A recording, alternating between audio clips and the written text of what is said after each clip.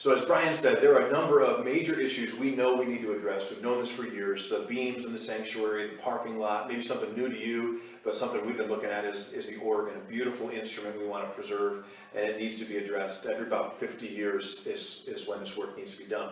So we've taken all of those ideas and we've said, okay, we can just raise the money, find the money, fix the stuff that's broken. It costs us about $1 million.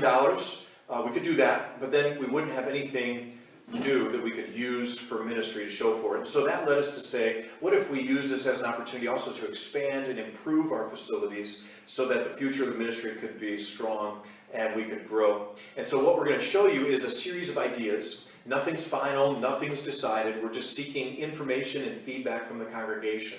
And later this year then we'd ask for formal approval to start a fundraising capital campaign to approve plans that we would then move forward with. So we have plenty of time to look through these.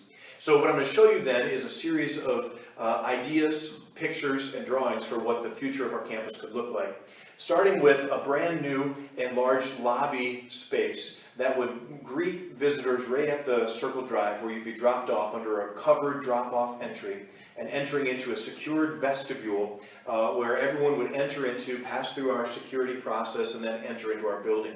It's one of those realities that's in front of us in the world today. We don't like it, but we need to be wise and careful and responsible with everyone that comes onto our campus as entrusted to our care. The lobby space itself will be open with lots of natural light that would welcome people as they enter into our campus and then access all of the exciting ministries that are taking place. As you work your way around the building, this is now looking in from the north, we're also thinking we'd love to add these new spaces on the corner of the sanctuary, the lobbies on the other end, that would enclose all of those beams that have the rotting issues to help deal with them and protect them from the elements for the rest of history. It would also provide us some much needed space around the use of the sanctuary. You'll see how we'll use it in just a minute. And then on the west side, which is now Highland Avenue, we'd have a new entrance point with another covered drop-off and secured vestibule where we'd be able to bring everybody right up to our front door.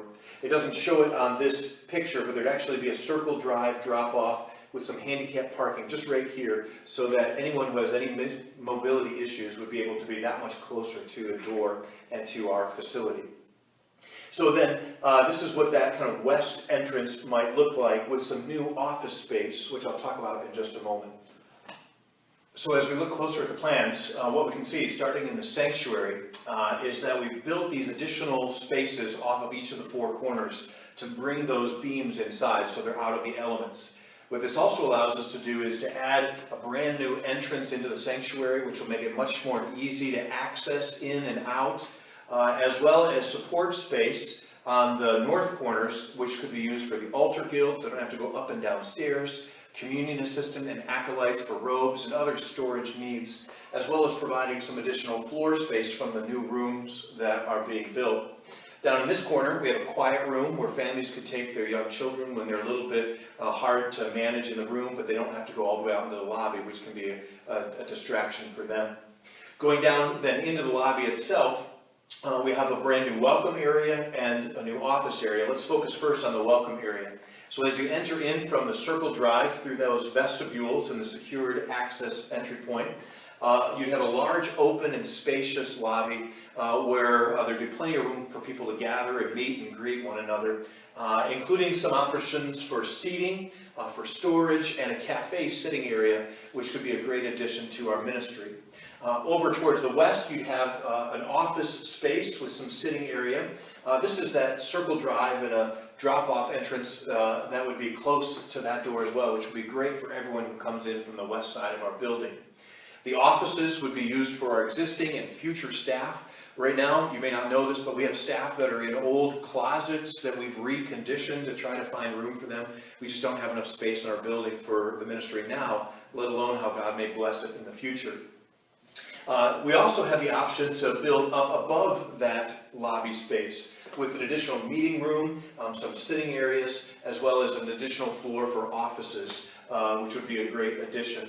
Coming out of the sanctuary, though, you'd be able to come down into the enclosed courtyard area, which would be a great addition, better use of the space. We envision having a library or a learning lab out in the room on the second floor, and then down below a stage area where we could do children's ministry. And some storage that would support that, and then a room about the size of our small gym for all sorts of gatherings and presentations. This gives you a cross-section of what that could look like. Again, you'd come down from the sanctuary, down a set of stairs to this gathering area. The learning lab or library would be up above, and lots of natural light kind of flooding into the spaces, including the classrooms that would flank either side of it. Now, all of these are just ideas for how we could develop our campus for the future. What we're going to ask you to do as we seek to do immeasurably more as God works through us in making disciples and building a strong home base and reaching new people, we're going to ask you to lean in, to step up, and to go out. And what we mean by that is we want your feedback and participation in talking about these dreams and plans. That's why we have these meetings, these videos, and the conversations we'll have for the rest of this year. Also, we want you to pray. Pray for the mission, pray for the people that God wants us to reach and serve, the people who are already here and call St. Peter home, and those who are near us but far from Him, that He wants us to love and to serve and to reach with the gospel. And then help make it a reality by stepping up through your service, through your contributions, your generosity. That'll be an important part of this as well, and through living out the vision of reaching and making disciples in your everyday life. And through this, we're confident that God will do immeasurably more, and we'll be able to see it, and we'll rejoice in all of the work that He's doing among us. So thanks for taking the time to watch these videos, participate in the process. We're blessed by you, and we hope that you're blessed by it as well.